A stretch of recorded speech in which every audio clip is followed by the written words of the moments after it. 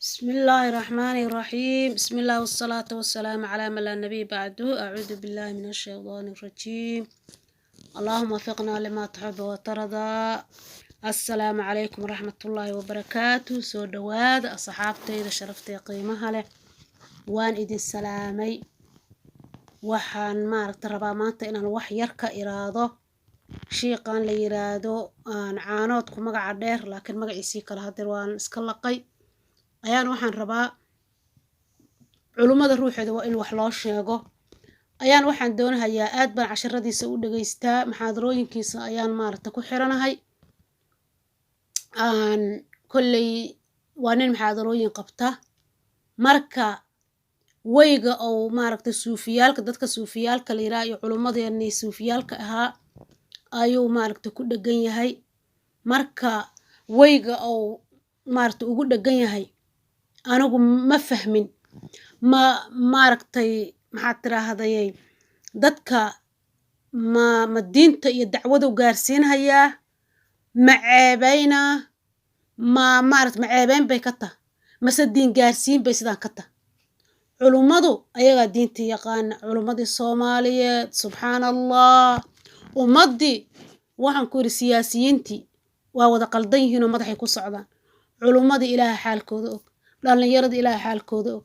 diintiiba waxaa la rabaa saas wax walba in loo walaaqo war heedhahaya war miyaad waalateen war bal shiiqaan markaad dhegaysataan ummadan codaduu keenayaa markaas wuxuu leeyahay waa kufaar waa mushrikiin waa ka dhacow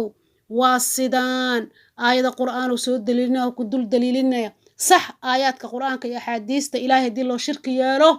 waxa weeye shiiqow waxa weeye maxaad tiraahday waa maaragtay waa maxaad ilaahay ba looga dheeraanhaya waa lagu gaaloobhaya laakiin waxaas oo dhan waxaa ka horeyda dadkan aad codadkooda noo soo shidaysid waa inaad miisaan ka saarta dadkaanu diinta ma yaqaanaan maadaama aysan diinta aqoonin ha ku xukumin maaragta waa gaalo waa mushrikiin maxaad tiraadeen mushrikiin maxaad tiraad mushrikiin subxaan allah war dadka cadaawad ha kala dhex dhignina war ummadda Soomaaliyeed isku soo jiida war dadka diinta gaarsiiya dadka haddaad maanta waa mushrikiin waa gaalo aad tiraad yaa wax kaa dhagaysan haya suufiyaalkii ruuxoodii iyo dhalinyaradii la socotay miyay wax kaa dhagaysan haya waxay leeyihiin waaba kii gaalnimada lagu xukumay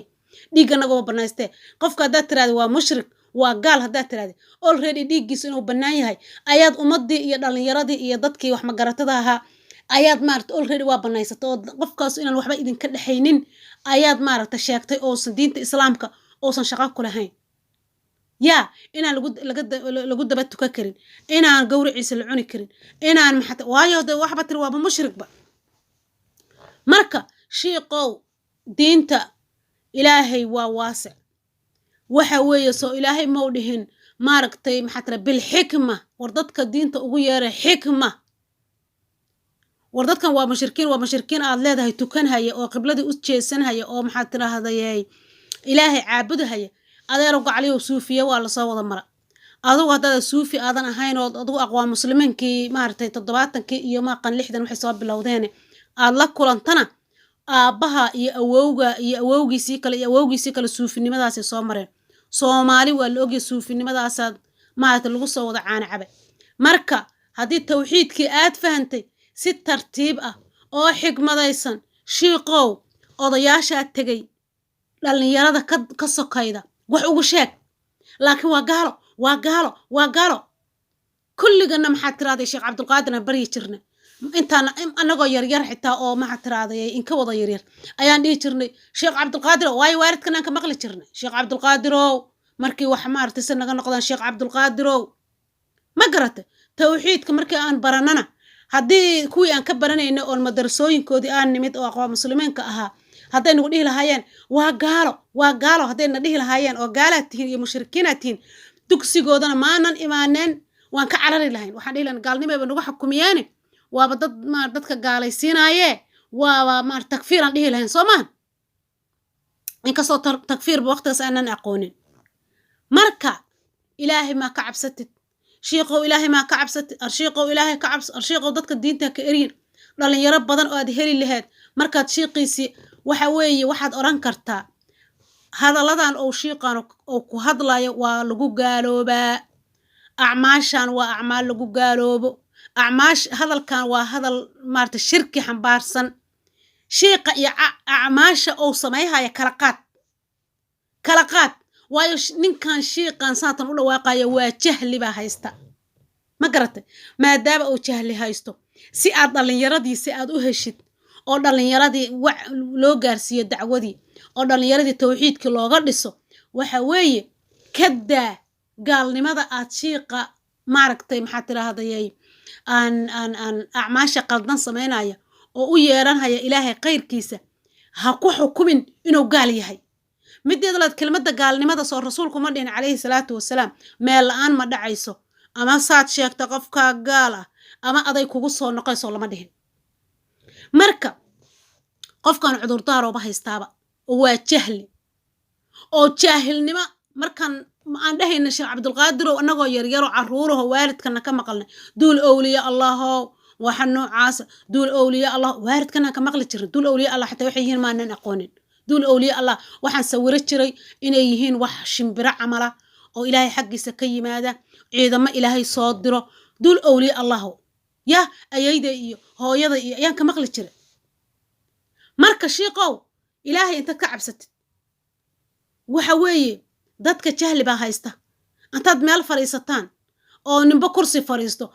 hebel saasoo yiri waa gaalnimo hebelna saasoo yiri waa gaalnimo baba war dacwada dadka u sheega oo dadka diinta bara oo dadka tawxiidka ugu yeera oo dadka si tartiiba wax u bara oo dadka marka hore cilmiga bara oo hadalkan haddaad ku dhawaaqdaan oo hadalladan waa hadalla mushrik ah ilaahay khayrkiisa hadii loo yeerto waa lagu gaaloobaa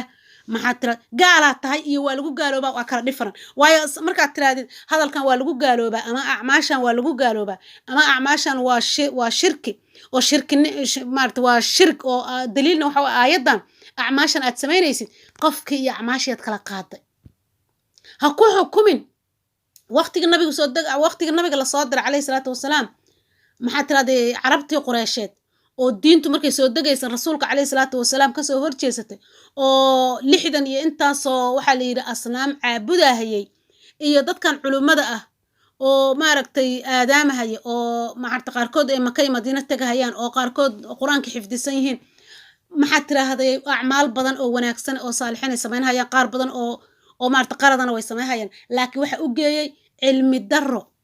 waxa weeye dadkan waxa ka dhex shaqeeyay balaayo iyo shiico ayaa waxaan u keentay dadkan daacad bay iska ahaayeen ma garatay kitaabadan iyo waxaan daran carabiga ku qoran yihiin markii kitaabka burdaha inta nolol dhiga la dhihi jiray kitaabka burdaha qofkii xifdiya haddaad akhrisid waa xusuusta anaga gabdhaha maba nolol dhigi jiray laakiin wiilasha ayaa lagu qiimay jiray loo dhigi jiray markaas waxa la yiraahdaa ay wiilasha waxay dhahaan waxa weeye waxa la yiri aan kitaabka burdaha ah haddaad akhridid nabiga calayhi salaatu wasalaam hadduu jiifana waa fariistaa hadduu fadhiyana waa istaagaa yaa markaasaan waxaan dhahnaa alla waxaase naga qadinaaya alla anama allay baro markaasaan waxaan ku iri wiilasha markay akhrinayaan ka daba xifdiyaa qoraalka xagga carabiga ayaan maadaama hikaada aan aqaanay ayaan ana buug ku qortaa looxi macallinka ugu dhigay ayaan ka qortaa anoo si xatooya ku qoranhay waayo wiilasha inuu ku xatreeyana loo dhigayaaho oo maaragtay masaajidda ay ka akhriyaan anna waxaan isleeyahay rasuulka calayhi salaatu wasalaam maadaama la leeyahay nabigiiba maaragtay aan markuu asagoo jiif haddii la akhriyana wuu fariistaa asagoo fadhiya haddii la akhriyana wuu istaagaa oo waxaan isleeyahay acmaashaas waaweyn iyo ku dhaafin nabi maxamed calayhi salaatu wasalaam xataa nabi baan maqalnay xitaa wuxuu ahaa ma aanan aqoonin wallaahi ilaahay iyo rasuulkiisaan maqli jiray haddii lay weydii lahaa maba aanan aqoonba ilaahay iyo rasuulkiis dad waaweyn oo qaangaarahan ahayna ma garatay dagaalkii markuu dhacay 9kii marka ilaahay ma ka cabsataan maad ilaahay ka cabsataan war dadkan aad leedahay waa mushrikiin walaalo ilaahay ka baq wallaahi dadka diintaad ka eriyaysaa dhalinyaradana waad isku diraysaa oo ayagii baad madaxa isku gelinaysaa adigina takfiir bay kugu xambaarahayaan iyo maaragtay iyo qolooyinka dadka laaya ayagiina maxaa tiraahday way ka cararahayaan ma garatay marka ilaahay ka cabsada hebel ba halkan istaagay hebel ba qolada la kulmay hebel ba war diinta ilaahay dadka bara war diinta inta dadka u tagtaan maaragtay aan kitaabka tawxiidka iyo kitaabka caqiidada iyo dadka bara oo dadka maaragtay waxaad bartiin suluubka wanaagsan iyo tawxiidka in la raaco dadka waxaad bartiin siirada rasuulka calayhi salaatu wasalaam diintan maxay u soo degtay nabiga calayhi salaatu wasalaam markii la soo dejiyey waxaa loo soo dejiyey sidaan iyo sidaan maxaad tiraahdaa nabiga calayhi salaatu wasalaam markii la soo dejiyey sidaana loo soo dejiyey waxaa loo soo diray maxaad tiraahdaa arrintan awgeed nabiga calayhi salaatu wasalaam markii maaragtay sidaanay ahayd siirada waxa weeye kaana odoo nabiga la nool calayhi salaatu wasalaam markuu dhashay ayaa laga bilaabayaa ilaa maalintii uu dhintay ma garatay walaalayaalow ilaahay intaad ka cabsataan diinta ilaahay ma ha adkaynina rasuulku wuxuu dhahay calayhi salaatu wasalaam qofkii isku adkeeyana ilaahay baa ku adkeeya diintan waa dhexdhexaad dadkan yarkaha soomaalida oo baaba'ay oo awalna dowladoodii laga dunshay sida loo lahaa waa dowlad gaalo ah waa dowlad shuuciye ah waa dowlad ka dhac ah hey bababa saad u lahaydeen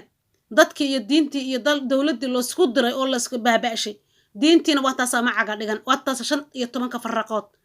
u kala yaacday oo qaar dhiiggii dadka ku qubaysanaya ay soo baxeen ma garatay marka haddaad qoladaas ka mid tahana hadday ilaahay ummadda ha kaa qabto dadka dhiiggooda banaysanaysa haddaadan ahayna dariiqa aad ku socotid shiiqow waxa weeye dariiq aad wax ku saxaydid ma ahan annagaa wax kuu sheegaynayna dhegayso nimankiina waddankii jooga waad wareersantihiin dal iyo dabadba ummadda soomaaliyeed mucjisaa ku dhacday wallaahi mucjisaa idinku dhacday meel kasta oo aad joogtaan haddaad soomaali tihiin ma garatay waxa weeye dadka ilmaha qur'aanka loo dhigahayo tawxiidka in looga bilaabo oo la yiraahdo nabi maxamed calayhi salaatu wasalaam asxaabtii sidoo quraanka u baray 10 aayadood oo bari jiray 10 kaas macnaheeda la bari jiray macnaheeda markii la bara ayaa haddana lagu dhaqmi jiray habkaas dadka wax u bara ma garatay siirada dadka bara oo dhalinyarada siirada bara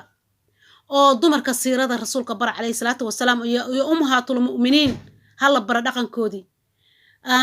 ummadda waxaa bartiin inay xanta iyo xaaraanta ay ka dheeraadaan hadday dad kaa maqan maantana adiga ruuxaaga aad cododkooda inta soo aruurid aad ummadda u shidayso oo maqrib iyo maqshib lagaa fiirsan hayo waxa weeye ciduna maaragtay qudwo inkama dhiga karayso sheekh qudwo laga dhigtaa la la'ya hadda sheekh walba waxaad arkaysaa isagoo xagga saas wuxuu laaqahay war ilaahay ma ka cabsataan war ilaahay ma ka cabsataan culimada Soomaaliyeedo war ummadan yarta ah oo 30 milyan ba aan gaarin adduunyada waxaa jirta 80 milyan 100 milyan oo haddana dawlada ah oo haddana diimahooda haysta war anagoo 30 milyan iyo around ah waxaan ku iri in baaba diintii baaba laga yahay oo dhaqaalihii baaba laga yahay oo nabadgelyadii baaba laga yahay oo usradii baaba tahay oo caruurtii baaba tahay oo dumarkii baaba tahay maxaa idinka qaldan marka sheekh caanoodow maartay walaalow ilaahay ka cabso culumadan ha ku xadgudbin haddaad rabtid inaad wax u sheegtid oo diinta aad saxaydid si degan oo isluubaysan oo aadan gaalnimo aadan ku xukumaynin oo mushriknimo aadan ku xukumaynin wax ugu sheeg acmaashay samaynahayaan iyo hadallada ay ku dhawaaqahayaan hadday run ka tahay ama annagaaba arki jirnaba oo anaaba kulaba maartay waan samay jirnaa arrintaas oo waxaan ka arki jirnaa culumadinadii iyo sax laakiin jahli baa u geeyahay boqolaal masaajida ku jirtay ayaa dalkii markii ka soo baxday oo culumooyin kale ay la kulmeen oo dadka waayo 5 istaqaana markay magaalo wada joogto ilbaxnimo ma jirto dadku markay magaalada ka baxaan oo ay maaragtay dal kale iyo dad kale iyo ay la kulmaan waa fakara qofka maskaxdiisa ma ogto way dad badan baa yaabay raggii culumada noo ahaa they shocked qaar badan baa shoogay waxay dhaheen oo heede maxaan haysta sidaanan aaminsaneene maxaa naga qaldanaa allah diinta ilaahay yana soo gaarsay wiil aan ilma adeerahayn ilaahay ha u naxariisto wuu dhintay wuxuu yiri dadkanagu dad xun maanan ahayn oo yiri laakiin diinta ilaahay waxna bara ayaa weynayo yiri dadkanagu ma xumayne wax diinta ilaahay na baraan weynayo yiri waa runtiis waxaas waxaan ku yiri aan qurufaadka ku xatray jiray waxaasoo kamid ahaa nin wadaad ayuu ahaa laakiin markii dambe gobolkii uu ka soo tagay muqdisho uu yimid diintii uu bartay tawxiidkii uu fahmay markaasoo waxaan ku yiri dadnimadu iyo maartay iyo aqliga iyo diintuna waa is wadataa markaasoo yiri alla dadka naga dad xun ma hanayne wax diintana bara ayaan weyne marka ilaahay ka cabso ittaqillah aniga dugsigii koobaad oo aan tagayay oo aqwaa muslimiinka markaan tagayay waxaan islahaa diintaadii ay kaa fidnayn waxaa la dhihi jira diintay dadka ka fidneeyaan saasaan isku ururinay iska dhegayso bal waxay sheegayaan ayaan u tagi markaasan hadallada iyo muxaadarada iyo hadallaanan aqoonin ayaan meeshii ka soo maqla maalinta ka dambeyd ayuu ii macaanaaday marka hadday culimmadayda laakiin caayi lahaayeen bigtan ilaa waa la yaabi lahaa aad iyo aad u mahadsantiin sheekh caanood ha la gaarsiiyo ilaahay ha laga cabsado assalaamu calaykum waraxmatullaahi wabarakaatu